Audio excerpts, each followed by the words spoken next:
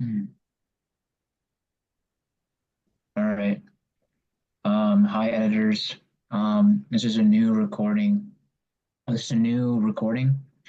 This will serve as raw footage for the original Chris Slipper videos that I requested from last time. This is more content. What's going to happen is it'll be the same process as before. I will ask him a question and then he's going to answer it. When he answers the question, that's going to be um, the portion of the videos, the portions of the video that you clip. And please make sure use the retention edits, stock footage, uh, proper captions, and please make sure to cut out any major pauses or ums or buts or anything of that sort because we want to make sure that it's a lot more tight this time. Um, but aside from that, um, just keep in mind that during this recording session, we may redo some of these answers. So he may make a blunder and we may redo it in this very same recording. So with that in mind, just keep in mind that sometimes the first take may not be the one you should clip. Just keep watching just in case if we end up redoing it right after. But aside from that, this should be a relatively simple process. Also, 1 second, my dad's calling me.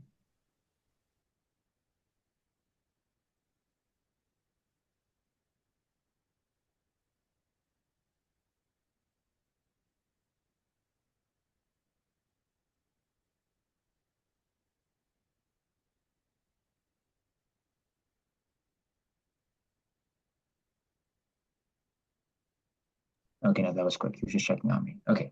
Anyway, I'm trying to um, rename myself, just so you know. oh yeah. Well, that won't matter. Don't worry about that because we'll cover that. That's not. Okay. Oh, and that's another known editors. Just make sure just edit out the uh, Chris Slipper's name in the Zoom thing. Don't incorporate that when making the short. And mention the Um, music. yeah, and make sure that the music this time around isn't too loud. We don't want the music to over overpower Chris Slipper talking. And aside from that, um, yeah, just follow the video um, and just clip as you go. But it'll be very clear from this point on what you should be clipping and what you should not be clipping. Thank you in advance, editors. All right, so now we're going to start. All right, so start with the first one. Chris, on the bus. Tell me, how do you onboard brand new members? Typically, when we find a new owner and we're interested in learning if they're going to be a fit for us and if we're going to be a fit for them, we'll invite them to one of our test drive meetings. So, the last Wednesday of the month, which happened to be today, we have a test drive meeting where people can come. They have a one-to-one with me first. We flesh out a challenge that they're going to present to the group, and they have an abbreviated bus meeting. This gives me or the facilitator or licensee a chance to see if we want them as a member, for lack of a better term, if they're a fit for us, or if they think they're a fit for us or we're a fit for them. Let's try that again. Sorry. So typically when we find a new owner who feels they might be a fit for on the bus and we feel they might be a fit for us, we'll invite them to a test drive meeting. We have them on the last Wednesday of the month. You can sign up at the website onthebus.biz, and that invites you to schedule a one-to-one with the licensee or myself, and we will then go through the process of a monthly one-to-one so they get a feel for what that feels like. We'll take them through a bus pass and then invite them to the test drive meeting the end of the month. This gives them a real feeling of what it's like to be a member, and it also gives us a chance to get to know them and see if we think they're a fit for us. So it's a fair evaluation for both sides, and we do those monthly at our test drive meeting. And you're invited. If you're a small business owner, please check it out and kick our tires at onthebus.biz. Perfect. I like it. And I like that you remember to include that call to action at the end. Perfect. All right. That one's good. Now, next one. Chris, you got a lot of members, but the real question is, how do you hold each paying member of yours accountable so that they go from point A to point B? Great question. So the way we start with most new members, no, a lot of entrepreneurs, when they come to us, don't have a vision. They don't know what they're building towards. We call that rudderless, right? They don't have a sight on the horizon that they're building towards, and then they're upset that their company isn't where they wanted it to be, and that's because they didn't have a plan to begin with, suggesting where they wanted it to be. So we'll start with a little meditation with our members when they're new with us towards their exit. We'll figure out when they want to exit, whether it be 5 years or 15 years or 25 years, and what that looks like. Are they going to sell the business? Are they going to franchise the business? Are they just going to let it die? Are they going to hand it off to a next generation? What is the plan? What are we building? And there's a lot of mistakes we can make now that could jeopardize that action 25 years from now, like the name of the company and what IP you have in place and all of that kind of stuff. So we have to plan from the exit backwards. And then we break down behaviors along the way that we track, and we have them record them on our monthly bus pass that gets shared at their bus meeting. And it's the group that holds them accountable. It's not me. It's not the licensee. This isn't a guru organization. This is a community. So it's the group, the bus, that holds our members accountable to moving forward and to growing. And it just works. We've been doing this since 2008. You don't wait to get successful to get on the bus. You get on the bus to be successful. And if you'd like to learn more, check us out at onthebus.biz and schedule a one-to-one with me. You're on a roll. Love it. You're on a roll. All right. Number three. Now, this one was one I forgot to ask earlier, but you got different business owners, big and small. Now, the real question is, you're going to have some members here who have really big, ambitious goals. So, how do you make sure that for the ones that have big, ambitious goals, how do you make sure that they can actually achieve those giant goals in a realistic time frame? Sure. We've had a lot of members come to us with these huge goals. I want to be on the cover of Time magazine by next year for, most successful person under 35 or something like that. And what we have to do is, there's the acronym SMART goals: strategic, measurable, obtainable, realistic, and trackable or timeable. Those are things that we certainly take a look at, but we want to make sure that their goals are reasonable. And we have two meetings a year. We do one in December and one in June, where we take a look at where we are now and what we're building towards and what that goal is and the area in between. And we look at the behaviors and we cookbook it down to the behaviors to getting to the goal. So let's say you want $100,000 of more revenue, and assuming that you don't start every year with zero and that you're building on what you have, let's say your subscription model, we'll look at what it takes to get there. So we'll look at your average ticket item, your average cost. So let's say it's $10,000 and you want $100,000 more. We know we need 10 more clients. So what does it take to get 10 more clients? Is it 20 quotes? Do you have a 50% batting average kind of thing? So what does it take to get the 20 quotes? Is it going to, I don't know, 100 networking events? We'll cookbook that down and figure it out. Is it placing more advertising? And then we'll evaluate if the ROI is there, and we'll hold the member accountable to hitting their behaviors that they list on their bus pass at their monthly bus meeting. So we start with making sure the goal is realistic, trackable, all those things. And then we use our tools that we have to help them to get there. It's all part of it and all part of our recipe. Don't wait to be successful to get on the bus. Get on the bus to be successful. come schedule a one-to-one with me at onthebus.biz. I'm a little bit iffy about that one because it kind of dragged out a little bit, but try Okay, that one ask the again. question again. Ask it a more specific way, and I'll give a more specific answer. All right. For all of your bus members that have really big, ambitious goals, how do you make sure that they can actually achieve them and not crumble under the magnitude of the goal? Okay. So I think all owners have big goals, right? All owners have these huge, lofty goals, and that's part of what motivates them and part of what is having them take this risk of being in business. We need to make sure that the goals are using the acronym strategic, measurable, obtainable, realistic, trackable, or timetableable, which is an acronym a lot of coaches use. SMART goals are a good thing to have. So once we have that SMART goal, and what we do is we have 2 meetings a year for our full membership, one in December, one in June, where we break these down to behaviors to hitting the goal. So it's not a short answer, but if you want another $100,000 in business, if you're in a subscription type business and your average ticket is $10,000, that's 10 new clients. So what are the behaviors to get to 10 new clients, right? Is it 20 quotes if you have a 50% batting average or success rate? And what does it take to do to get the quotes? And those are the behaviors that we will track. And that's part of how we do it. And then we'll have our members send a letter to themselves, post dated for the end of the year or the end of the quarter, of all the things they had done.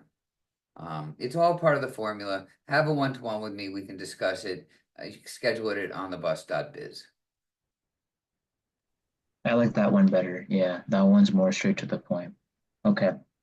All right. Now the next one, your trade shows. Tell us about your most recent trade show. How successful was it?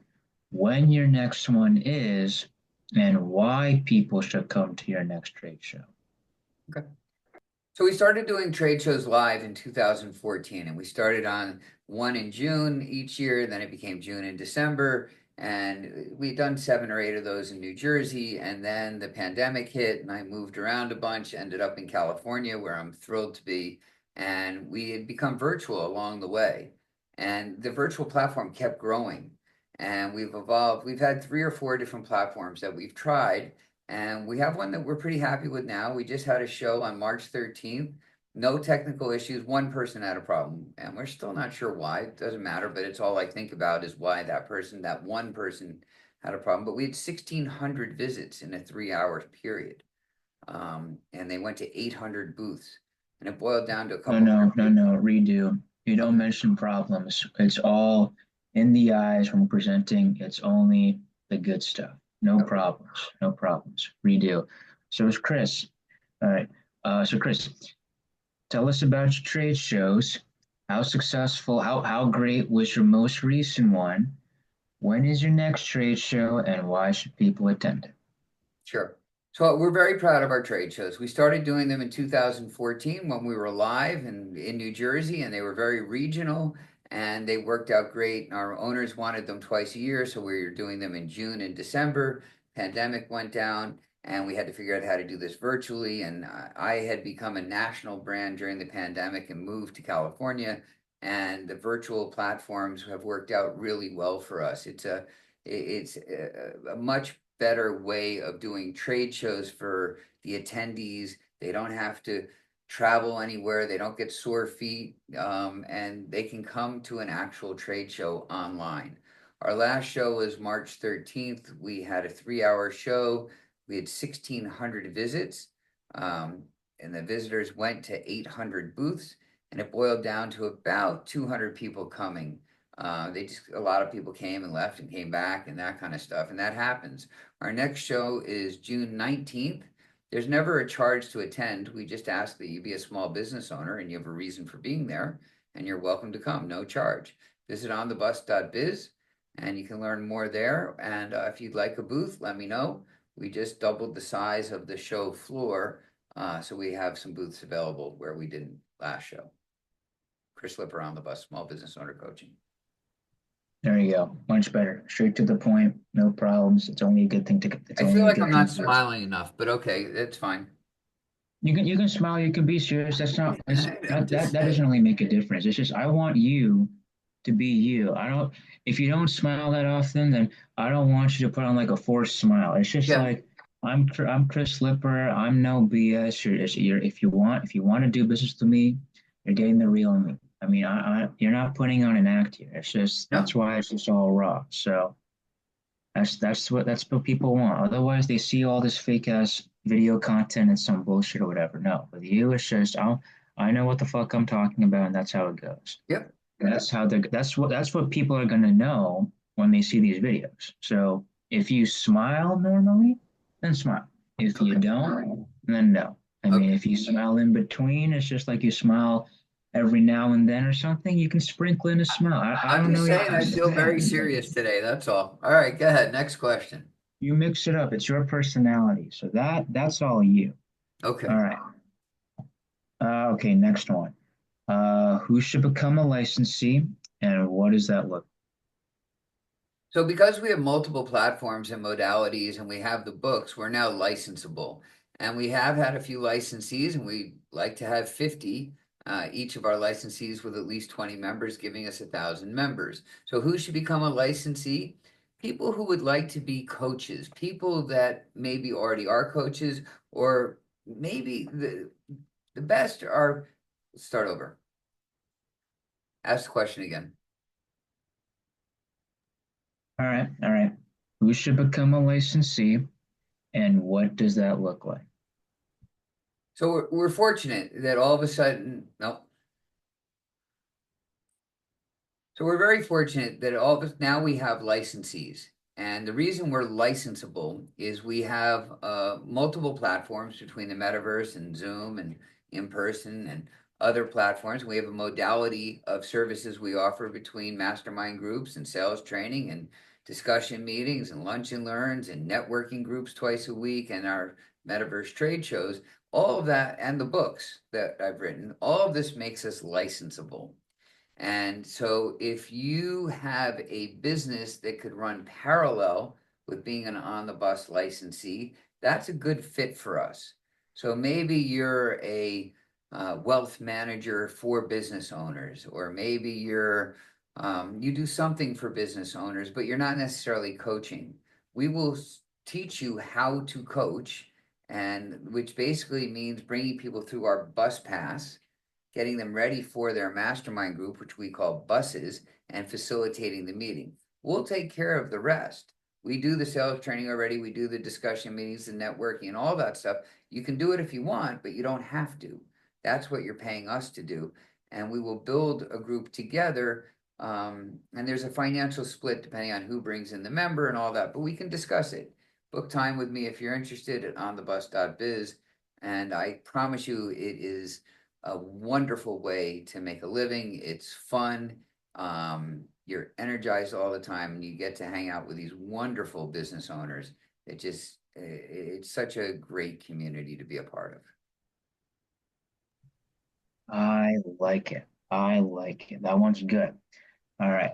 Now, now the next two are going to be about your books. One for the on the bus sales trend, the other for the entrepreneur's big book.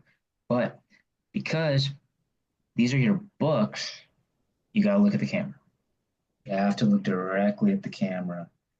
So it's not like looking So off I'm looking up at the camera versus down. Where do you want my eyes? Up here or right here? directly at the camera. So then from the point of view of me, it looks like you're staring right into my eyes. There you go. Perfect. Okay. Just like that. Your eyes are like that, then that's fine. All right. So Chris, tell us about your first book.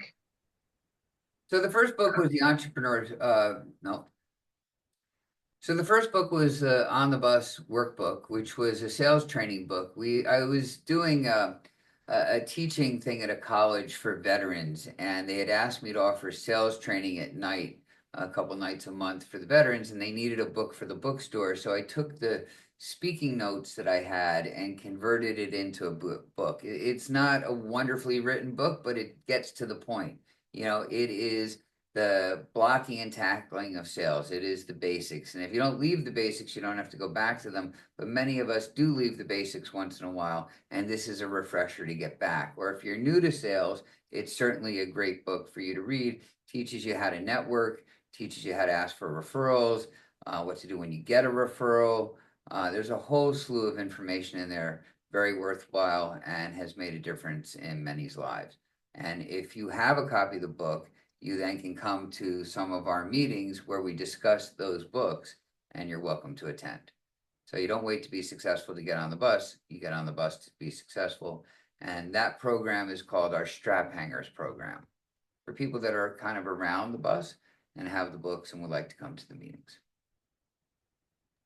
Flawless. Look at you. Flawless. That was really good for a first try. Okay. Second one. Chris, tell me about the Entrepreneur's Big Book. The Entrepreneur's Big Book is my life's work. It took me 5 years to write from concept to Audible. Came to me on an airplane, how I thought that a lot of the owners we've coached that have made it to the other side should be helping the owners that are coming up and giving back. And it kind of helps everyone. And that's where the whole premise of the book came from. And it comes from a book in recovery. The title of our book is The Entrepreneur's Big Book, featuring the 12 steps of entrepreneurship. And 11 of our owners that have been through our program tell their story, including myself, tell our stories in the book, what life and business was like before the bus, what changes we made when we got on the bus, and what life and business is like now. And when somebody's story is read in our discussion meetings, and we listen to it on Audible, the owners whose story it was about come to that meeting, and we can say, hey, what are you doing now? What have you done since the book was published? And it keeps them kind of in our community, even though they've sold their business and moved on. But it also gives life to the book and to the community. And it's just a lot of fun. And it's interesting. It's very motivational. And our whole program is outlined in the book. So I highly recommend it. You can find it on Kindle, Amazon, bookstore, you name it, you can get it because we're on the Ingram Sparks list. Chris Lipper on the bus, small business owner coaching. Don't wait to be successful to get on the bus. Get on the bus to be successful. See, now that was perfect. First try, right? Right at the camera. And you said the book exactly how it is. Made it personal, but you explained it and how it's going to benefit people. There you go. Love it. All right. Now the next one here. This one's a special one because I know you told me to do this. How do you ask for referrals without sounding transactional? I think when owners go out networking a lot, and let's start over, there was a noise in the background. A lot of our owners go out networking a lot, and that's great. I encourage that. I love networking, and as long as you're not going to 27 events a month, it's a great thing. And the objective of networking, and we give people, let's start over. A lot of our owners network a lot, and I think that's wonderful. And I think it's an inexpensive way to carry a message and to get opportunities, and everyone should do it. The objective of networking for us and our members, and we give goals, is to have one-to-ones. And I'd like to see our owners get at least 2 one-to-ones at each networking event they go to. If it's a larger event, 4. And we track this in their behavioral goals and that kind of stuff. The objective of the one-to-one isn't to sell at someone, it's to ask them for a referral. Now, they may refer themselves, but we're not selling at people. We're asking them, so who do you know? You know, now that I've shown you what we do and I've told you what we do you know anyone who might be interested in learning more about what we do? And the key to that is if you get the referral, first you got to coach them on how to give the referral. You say something like, well, could you introduce me by email? And just put introduction in the subject line and just say, hey, Joe, I want you to meet Bob. I think the two of you would hit it off. And if you want to know more, reach out to me. But you're both copied here. Something along those lines. And then when you meet with the person, you get to say, it was really nice of Joe to introduce us. Why do you think he wanted us to meet? And then they close themselves. And it works in line with our whole theory of sales is done with questions, not answers. If you want to learn more, have a one-to-one with me or get a copy of this book on thebus.biz. Don't wait to be successful to get on the bus. Get on the bus to be successful. Now that was genius. You did the two in one for your call to action. Go check out the book and book a call with you. That was smart. I I like thought it that. was a little long, but okay, I'm with you. No, that was no. I mean, you're not going to do it every single time, but it flowed well. I like it. Okay. All right, next one here. So, how do people make the most out of your trade shows?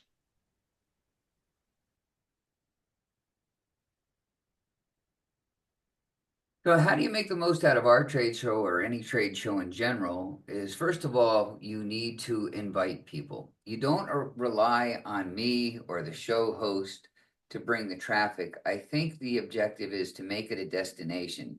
Let people know you're exhibiting. Our next show is June 19th. It should be in your email signature that you have a booth, that you're exhibiting and presenting at this time. Please come as my guest. So invite people. So right off the bat, at the show, don't, if it's a live show and there's a 10-foot table, or a 10-foot booth with an 8-foot table, put the table in the back of the booth. Get rid of the chairs. Don't sit. Be standing in front of the booth and greet people. Say hello. How's the show for you? What's interesting here? Where's the hottest booth? Just conversation along the way that's engaging, and learn more about the people and what they do and say, so why are you here? What brought you here today? What do you do? Ask questions. The key to any show is in the follow-up. If you're going to exhibit, if you're going to present, and people are going to leave information for you, and that should be the call to action, is to get their contact information or to schedule a one-to-one, follow through, have those one-to-ones, start a drip marketing campaign, get them engaged, let them know when your next show is, that kind of stuff. So there's a lot to doing trade shows. This book has a whole chapter on it. There's no one answer to making it work, but if you're just going to sit behind the desk with your feet up saying this trade show is no good, that will be the result. It will be no good. We don't have that happening at our shows. If you want to learn more, have a one-to-one with me, schedule it at onthebus.biz. Chris Lipper, thank you. There you go. I like it. Okay, you're doing really well here. All right. There was a Now, long pause in there, but they'll take it out, I assume. yeah, they'll definitely take that one out. There's no way we're putting that. They'll cut that together, so you're fine. All right. So now the next one here. Let me just take a look. Oh, okay. When it comes to the people, okay. Well, how do I phrase this? Okay. Um. Oh, you know what? Okay. How how do people make sure that they are finding new clients on a consistent basis? How can people, what is a what is a what is like a process people should follow to consistently get leads?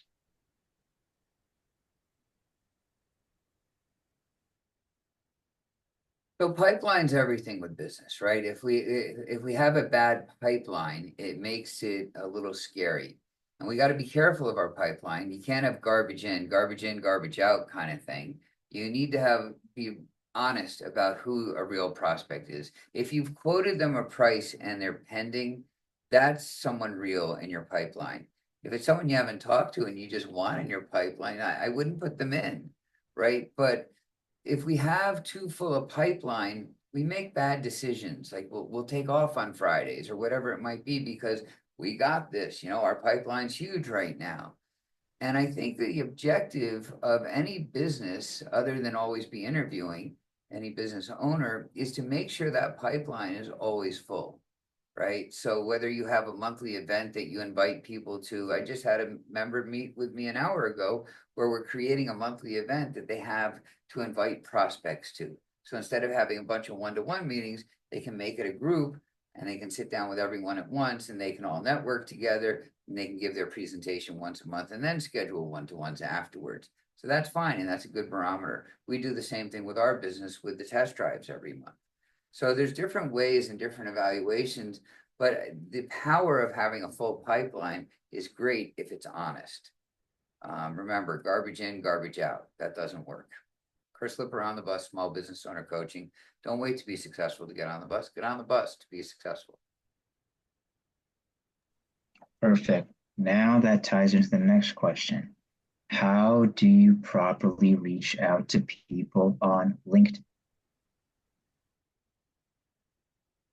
So LinkedIn's a little tricky these days, right? I feel like it's a feeding frenzy where everybody's just selling everybody. And, my inbox is full of people trying to sell me services. So it becomes a little bit of that. I tend to look at the inbound messages from people that I actually know who met with me.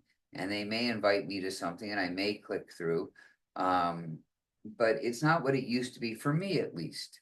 I think it's a great platform. It's a great business to business platform, but I'm leery about how full my inbox gets with people sending me stuff who I don't know and I don't want. So be careful of what you're sending out because you may end up being someone they don't know and offering something they don't want. So make it about them, make it personable, and short and to the point and interesting and honest. And don't pretend to have met with someone you didn't meet. That's like a huge no-no. I hope that's helpful.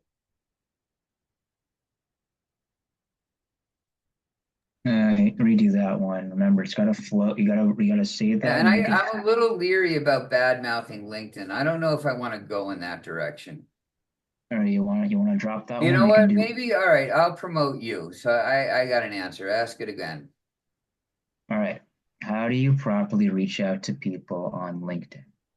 So LinkedIn's become a little bit of a feeding frenzy right now. I go in my inbox and I've got a dozen or 2 dozen or 3 dozen inboxes from people I don't know trying to sell me services I don't want, and it's kind of a turnoff lately. But if they send a video and a link to a video, I might look at it. I like when people post videos short and to the point. If they do a 1 minute or 2 minute video, I'll look at that, and then I can reach out to them if I'm interested. So maybe posting videos versus sending these emails is a better approach for right now in this market, just because all of our inboxes are so heavy with people prospecting us. Just my opinion. You try what works for you, but that hasn't worked for me, canvassing LinkedIn inboxes, and they'll shut you down as well. No, no, no, no, no. Redo. There's no, but that doesn't work for me. You're the one giving the advice. If you're saying it's not going to work for you, they're not going to do it. You're the genius here. So All try right. try it again. Try it again. All right. How do you So reach out to? Yeah. What? if you want to use social media for networking and for advertising and for bringing uh, people into you, I'd recommend video right now. Posting a 1 minute or a 2 minute video on LinkedIn or Facebook or wherever it might be that your market is an interesting way of sharing the message without being overly aggressive and inboxing people you don't know. Post your videos, have your friends reshare them, and make the video interesting, maybe a little fun, and to the point. If you want to have a further conversation about it, I'm certainly open to that. Reach out to me at onthebus.biz, and I'll talk to you then. I don't like the question. I'm sorry. You know what? Hang on, hang on. You know what I'll say? Because yeah. What? I don't want to create too much conflict with LinkedIn. Hang on. All right, editors, disregard that one. Actually, disregard that LinkedIn one. We are not going to use that one. Okay, let's try a different one. Let's try a different one. All right. Tell us about your hub meetings on Thursdays. What is the benefit of them? Why should people come? So I'm such a pro networker, right? And I believe it's great for small business owners, and it's an opportunity to get to know other people, them to get to know you, and share referrals, and we become tentacles for each other. And not all owners are good at that. So years and years ago, way before we went virtual, we had live events. We had 3 events in New Jersey a week. Well, I guess it was 2 a week. We had 3 events. Start over. I'm very pro networking. I believe in it for small business owners, for myself. I think it's a great way to meet a lot of people, and it's something that all small business owners should do. And we have a chapter in the book about finding Goldilocks groups. And what we had done was years ago, when we were meeting live, we created multiple events a week where owners could come and network. And it gave our owners a chance to practice. And now we're virtual with everything. We still have these meetings on Mondays and Thursdays, 1 o'clock Pacific, 4 o'clock Eastern. Mondays we're in the metaverse, Thursdays we're on Zoom. And if you're a small business owner, come and you can practice giving your 45-second intro. And in our groups, it's okay to say, time out, let me try that again. I didn't like how that sounded, how it felt. And that's completely fine with us. Don't take advantage of it and do it 6 times, but we want you to be comfortable. This is your sandbox, this is your playground where you get to practice at our group. So when you go to other groups where they're a little more uptight and they time you and that kind of stuff, that you've got it grooved and you're comfortable. We also have an opportunity to spotlight at these events. So if you have a big spotlight coming up at your local whatever group with 3 letters, you can practice at our group first so that you're comfortable with it and you get feedback from the group. And that's completely fine, and why I built these networking groups. So you can come, there's no charge, register at onthebus.biz. Don't wait to be successful to get on the bus, get on the bus to be successful. All right. Yeah, that one went a lot more smooth. So okay. Yeah, that one was much better. Okay. Yeah, and you sounded way more confident on that one too. So clear difference. Okay. And if you guys don't like them, don't use them, right? That's the bottom line. If you think we can do better, I'll do it again. I'm happy to do these anytime. I'd rather them be right. Well, first off, I mean, this is about your knowledge. The only one that we're not going to use is that LinkedIn one. That's the only one that we're not going to use because you didn't sound too confident in it. And then it's just, you Yeah, know, it's just not my wheelhouse. I'm not a, that's just not what I do. yeah, I mean, and that's fine. So we'll do it more focusing on like just again your business, like what you're good at. So next thing, what am I saying? Oh yeah, yeah, yeah. The next one here is how do you what makes a stupid business owner? What makes a stupid business owner? There are no stupid business owners. I should, owners that, let me start over. Let me All right, digest your question. I just this one's more of like this one's gonna have some weight to it. Just don't make it more like what are just if you don't want to be too blunt, just say something more on the lines of things that you should never do as a business owner, period. Just something like that. So I find some owners are guilty of NIH, not invented here, which means if it's not their idea, it can't be a good idea. I don't know if that's a great way to be as an owner. Why not listen to ideas and why not try to build on them and build your own brand with all the input you can get? So our owners are open to feedback. Our owners are willing to say, I don't know what to do in this situation. What have you guys done? What should I try? That's who we like to work with. But if you're guilty of NIH and you feel that the only good ideas are yours, one, you're not a fit for us, but two, how's that working for you? You I don't know if that works for the long run. If you want to discuss it further, I'm open to the conversation. Schedule a one-to-one with me at onthebus.biz. And don't wait to be successful to get on the bus. Get on the bus to be successful. See, I thought that was good, but then you kind of did that little hesitation towards the end before the call to action. So redo it. All right. So, what are things that business owners should not be doing, period?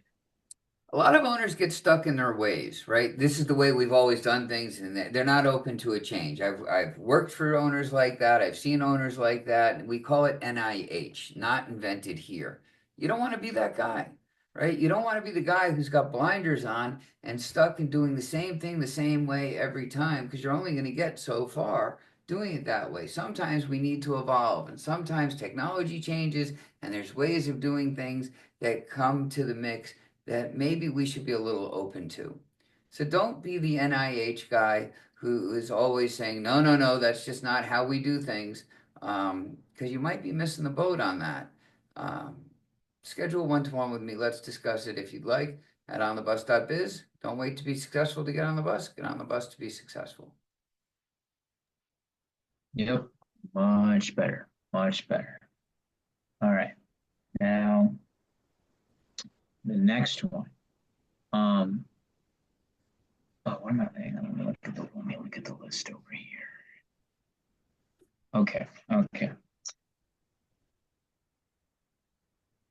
How do you make sure, well, how do you deal with someone who's making excuses when you're trying to close a sale?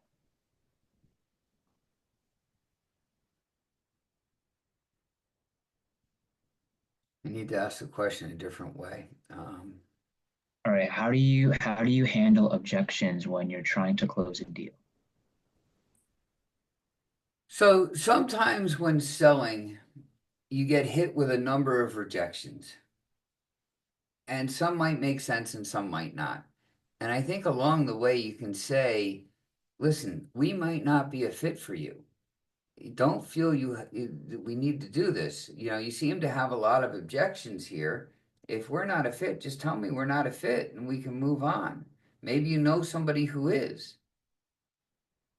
That's one approach. Another approach is you can throw yourself under the bus and you can say something to the effect of, clearly I've done something wrong here and you're not interested in anything I have to say. So maybe we should just pack up and call it a day. And then they might say, oh, no, no, no, it's not you.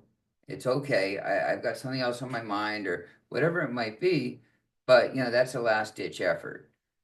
But I think you have to control your sales environment and reel them in and find out what's really going on.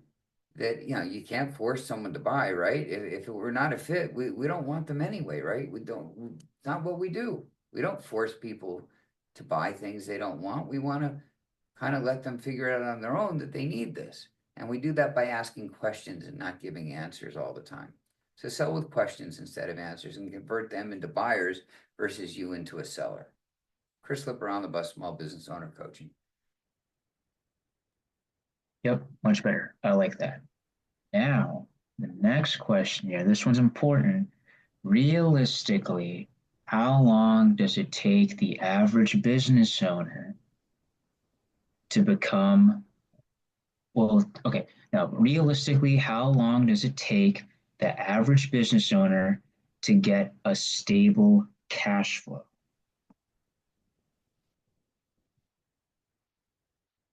I'm going to change the question to be successful. Okay. So how long does it take the average business owner to be successful? I think we have to define what success looks like first and then determine if it's realistic, and take it from there. So there's not a single answer to that. I could tell you it's 90 days. I could tell you it's 9 years. The problem with what entrepreneurs do is we keep moving the bar. So once we get to a certain point, then we move it again, and then we keep moving it. So it's hard to answer that question in terms of when do they feel successful. And the entrepreneurs never always feel successful, right? Because they keep moving the bar. So I think that's part of what makes us tick. I didn't like that one. I didn't like that I said never feel successful. Yeah, redo it, redo it. All right, so on average, how long does it take the average business owner to become successful? So becoming successful is a definition that each owner has, right? So not every owner is going to have it, I need to make $1 million a year and then I'll feel successful. It doesn't work like that with entrepreneurs. And the bar keeps moving. That as soon as we get to one level, now we're looking at the next level. That's what entrepreneurs do. That's how we push ourselves. That's how we motivate ourselves. So one sign of success, or one way to do it, is to remember what it was like when you started. A lot of my owners would have killed to have the problems they have today, right? And they're so focused on the issues now, but 2 years ago they didn't even have a client yet, and now they've got too much business, and they're trying to figure out what to do with that. So success is a more of a feeling than a number, in my opinion. That it's more of a moment to just take a step back and pause and look at what you've built, and look at who you've helped, and look at the jobs you've created, and look at what's been done with what you've created versus this ironclad number of, well, I'll be successful when there's $1 million in the bank or whatever it might be. And again, once we hit that, we move the number to 10. It's just what entrepreneurs do.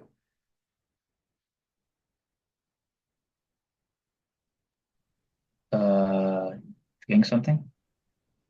I'm sorry. You I forgetting just something?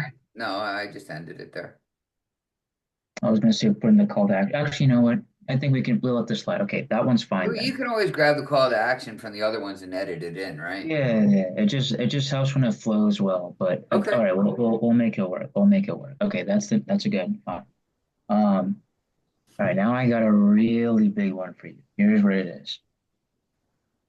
For the new business owners, the ones that are starting out, they don't have a lot of money and they don't have a stable cash flow. How do they make sure that their business does not collapse from the lack of money? Like, if they get a job or not work hard, like what do they do to, how do they get it off the ground with limited money? And that's a loaded question, right? So a lot of entrepreneurs, when we start, don't have anything, right? What we do as entrepreneurs is we're willing to work twice as hard, twice as long for half the amount to live this dream. And we can be stuck in that mode for a while. It's hard to grow a business when you don't have the proper resources. And what a lot of entrepreneurs I'm seeing lately do is their job becomes just going out trying to get the resources. I don't agree with that technique. I think your job is to go out and sell more product and sell more services and build something that maybe somebody wants to invest in. But I wouldn't focus just on the investment side. Focus on the business, grow your numbers, and get lean and figure out how to grow smartly. And that's why it's important to have a group of people to run stuff by, maybe discussing who your next hire is, what your next purchase of equipment is, and how you could do it better. For many businesses, the profit is in the buying. Maybe you could be buying smarter. So it's very hard to start a business from nothing. And these are the people we love. These are the people that are willing to take a shot, willing to take that chance because they believe in themselves, in their product, and there's a need for us. And that's just part of the game. And you just got to keep at it every day. And I'll tell you, your rope is longer than you think. And sometimes you just take a knot at the end of the rope and hold on and just go for it one more day. And you hope for a break and you do the work. And most of us get those breaks. Chris Slipper on the bus, small business owner coaching. Don't wait to be successful to get on the bus. Get on the bus to be successful. That's good. I like that one. That was a good one. That's going to be a really important one too. Now, change your shirt. I'm going to do a few more. Okay.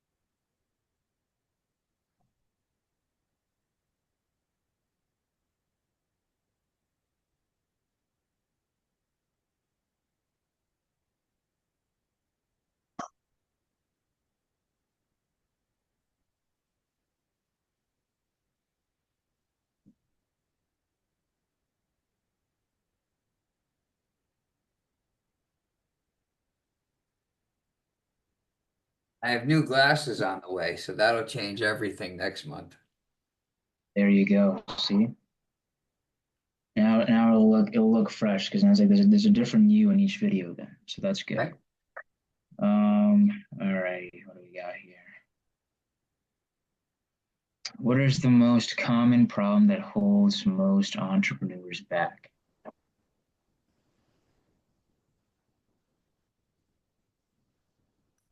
So not a lot can hold an entrepreneur back if they believe in themselves and believe in their product, right? So fear can hold an entrepreneur back, but most can see through that.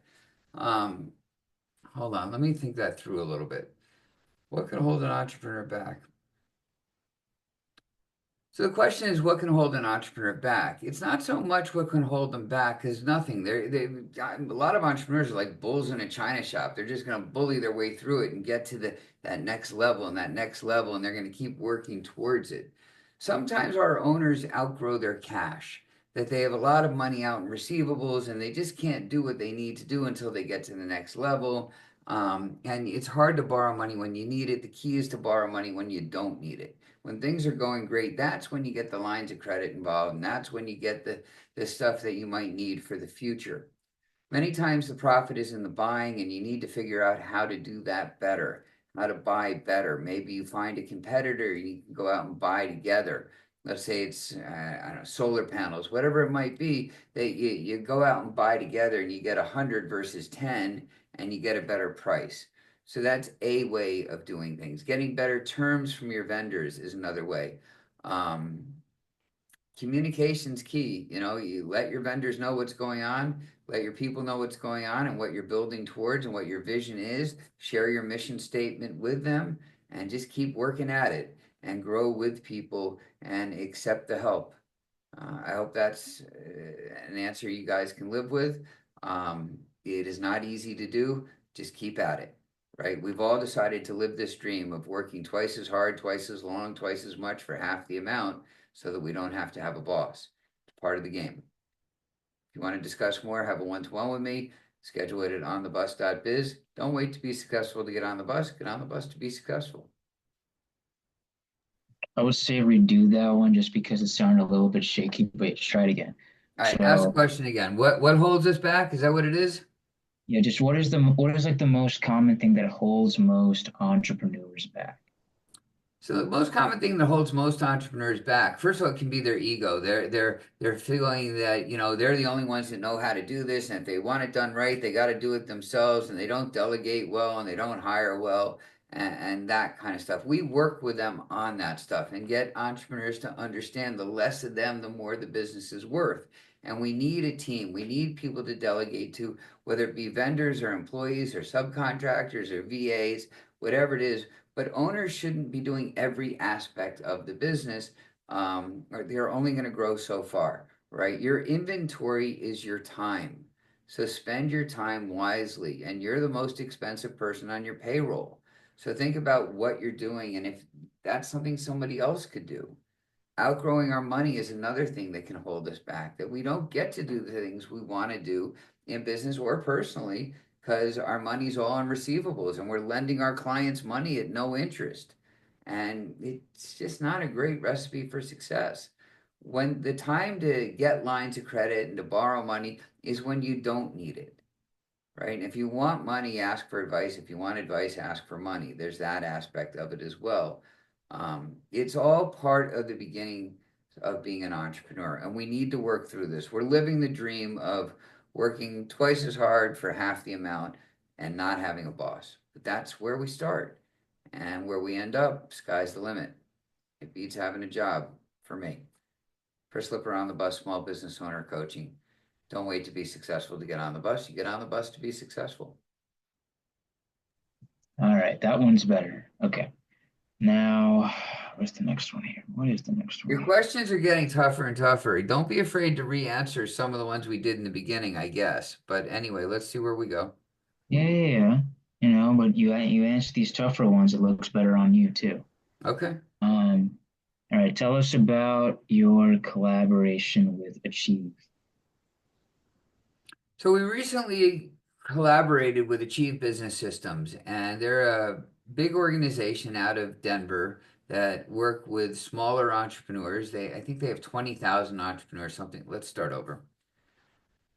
So I'm proud to announce that On the Bus and Achieve Business Systems have formed a relationship where the Achieve members can get booths at our trade show at a discounted amount, and their members can become members of On the Bus in our mastermind groups at a discounted amount. Achieve has 20,000 small business owners in their network, and they are our size owners start up to about 10 million in revenue, and some smaller start up to a million. And that's perfect for us. That's who we like to work with, founding entrepreneurs that are just getting started. So they haven't made a lot of mistake. They're not grooved in this just how we do things, and they're not going to change. And they're open to coaching, and they're coachable. And that's why we formed the relationship with Achieve that we did. Chris Lipper On the Bus, Small Business Owner Coaching. Good stuff. I like it. All right. Where's the next one on the list here? Where is it? Oh, when is the right time for an entrepreneur to scale up their business? When is that right time? So when should you be hiring? The question, hold on. When should you be hiring? That's not really the right question. The question, you should always be interviewing. Small business owners, that's your job. If you're small business owners, number one job is to be interviewing. Always be interviewing, always be looking for talent. You never know who you're going to find. You never know when you're going to need someone. But if you only look when you need someone, that's a different kind of situation. It's a lot of pressure. Then you might bring in the wrong person. Go find the right people. Jim Collins talks about having the right people in the right seats on the bus. That's where the name of the company came from. Go find the right people for the right seats on your bus. But if you're just looking when you need them, you're not going to find the right person that way, perhaps. I recommend always be interviewing. Have a couple of interviews a month. You never know who you find. You never know when you're going to need them. Have a personal way to reach them, their personal email address, their cell phone number, something along those lines. Because a year from now, when you need them, they might have left the company they were at. You don't know how to reach them then. So that's my advice: is to always be interviewing. All right. Okay. I like that one. Then it goes into the next question. How do you hire the right person? So hiring the right person, first of all, comes along with finding the right person, right? So I've always said, always be interviewing. That's small business owner's job is you need to be interviewing.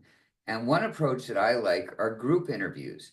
So maybe you have an event at the end of the month where you have 10 applicants to come to, so you can interview 10 people at a time, whittle it down to the two best, and then have individual interviews with them. That's an approach. Another approach for those of you that use systems like Indeed and other online services where you're posting a job opportunity and you get slammed with 300 resumes or 1,000 resumes. How do you weed through all of that? So what I always recommend is in the second to last paragraph of your description, put in there something to the effect of, we are only going to review applications that have the word giraffe in the subject line. So now you know they've read the entire job description, they're into detail, they've thought this through, and you only have to look at the dozen that have the word giraffe in the subject line. So that's an approach. And all of that's in these books. But if you want to learn more, you want to have a conversation about it, let's have a one-to-one, schedule it at onthebus.biz. I'm Chris Lipper. Don't wait to be successful to get on the bus. Get on the bus to be successful. Good stuff. Okay. I like that one. Um, Now, the next question, you've hired the right people. How do you manage it? So one of the mistakes a lot of small business owners take is they promote people beyond their skill set. I'll give you an example. You've got a great salesperson, your best salesperson. And what a lot of small business owners do is they make their best salesperson a sales manager to manage the other salespeople. And what happens is you've now lost your best salesperson. They don't have the skill set to manage. They're getting frustrated and the people they're managing aren't really being managed. So it doesn't work. So you want to hire a manager who has that skill set to manage and let them build the team. Don't have your salespeople in place and then hire the manager. Let the sales manager build the team with you so that it's their team and that he can manage and he's bringing on the people or she that they want to work with. Chris Lipper on the bus, small business owner coaching. Don't wait to be successful to get on the bus. Get on the bus to be successful. Try that one again. It's, I don't know. It's not a little bit shaky. Try it again. Give me the question again. You have your team. Now, how do you manage it? So one of the mistakes I see a lot of small business owners make is they promote from within, which is great if the person has the skill set to get there. So an example would be you have a sales team and your very best salesperson, you make the sales manager. They may not have the skill set to manage. And now you've lost your best salesperson and you've made them a manager. They're miserable. They're going to leave the company and you've got nobody managing the sales team. So what I would recommend is you hire managers and have them build with you the sales team if it's a sales situation. And then there's some ownership involved and they're building the team. And it just works a lot better than just promoting your best salesperson to a manager who doesn't have those skill sets. It's a different skill set, it's a different mindset. Chris Lipper on the bus, small business owner coaching. Don't wait to be successful to get on the bus. Get on the bus to be successful. Yep, that was much better. All right. Now you hire a team, you have a manager, right? So when when is a business officially able to just sustain itself without you having to ever or having to really check up on it? It's not. Um,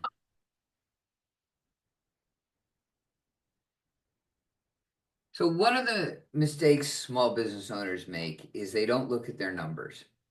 So with our members, every month they look at their numbers and they fill out their bus pass and they know exactly what's going on. Numbers don't lie, right? So if you're not looking at your numbers and your business is on autopilot somehow and it's just cruising along, there could be some issues there. Maybe your receivables are getting a little out of whack.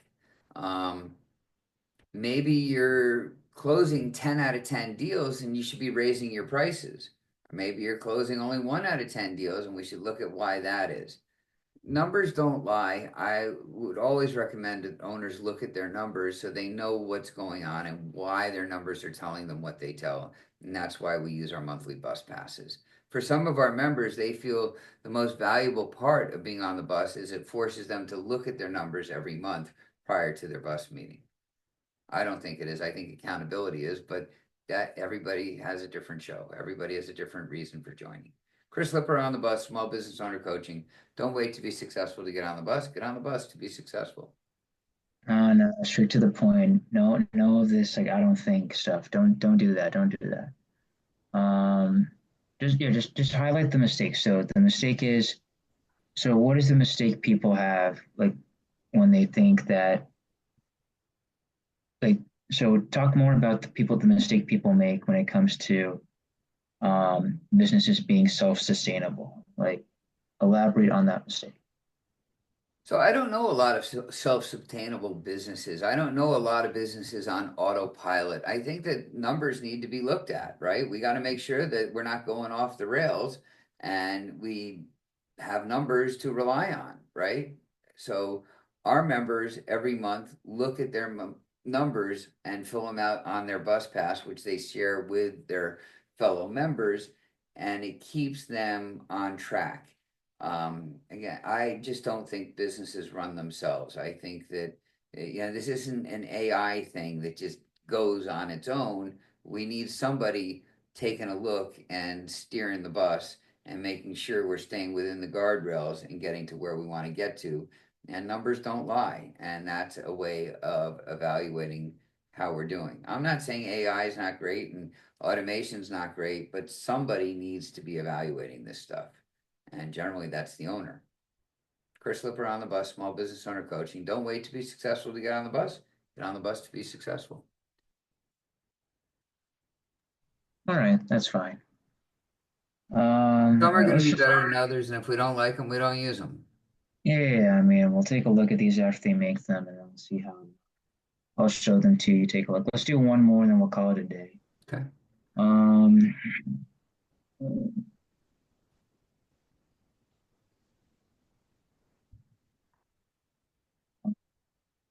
I'm not hearing you. oh, you hear me now? Yeah, but I didn't hear the question. I don't know. I'm trying to pick one final one we can use. Um, there's a lot of other good ones, but I want to save those for the later months. Let me see. How about who should be on the bus and how should they join? I would say, you know what? How about this? How about this one? Who's a good fit for on the bus? Like who? Actually, no. Who is someone you know? What kind of person is destined to succeed on the bus? That's the one. Who is destined to? What kind of entrepreneur is destined to succeed with on the bus?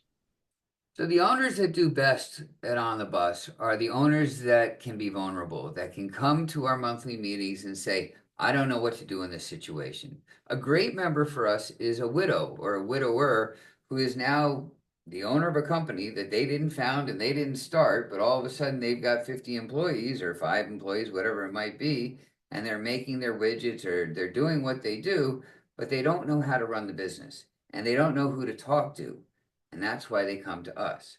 So they have a monthly meeting once a month with other business owners, and they can say, I don't know what to do in this situation. Should I be selling the business? Should I fire everyone? Should I be hiring more people? Um, what do I do? Those are good members for us. They have a place then to go, a safe environment where they can ask those questions. And who else do they ask? Their bartender, their golf buddies, their spouses. Where are they going to get honest feedback? These are other owners that have no vested interest other than them succeeding and give straight feedback as to what they've done in this situation. Chris Lipper on the bus, small business owner coaching. Don't wait to be successful to get on the bus. Get on the bus to be successful. Right, there we go. I like it. Okay. I think this was a really good recording session. I think this was Okay. really useful. So, We'll see. Proof is yeah, always in the pudding, right? So we'll see how they do. And yeah, as always, thank you. Thank you to the editors out there. You guys do a great job, and I appreciate you making me look good. yep, of course. All right. So I'm going to stop the Um, recording.